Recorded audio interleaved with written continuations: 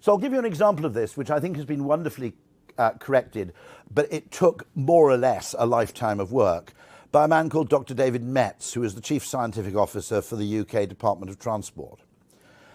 Every single transport measure was based on an assumption, which is, why do people want faster forms of transport? And in every case, for decade after decade, the assumption was to save time. The models that actually justified transport investment were effectively predicated on the fact that anybody in transit was economically useless, economically inert, and therefore the more time they had to do things which weren't travelling, the greater the economic and value they would enjoy.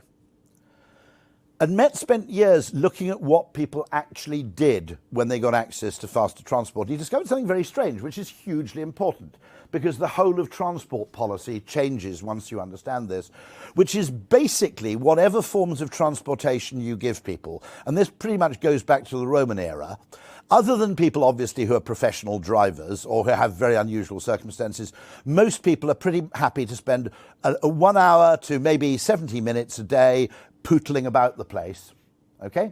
And if you give them new forms of transportation that are faster, they do not use it to save time, they use it to travel further afield. They use it to maximize opportunity, to maximize the places they can go, the places they can work, the places they can live.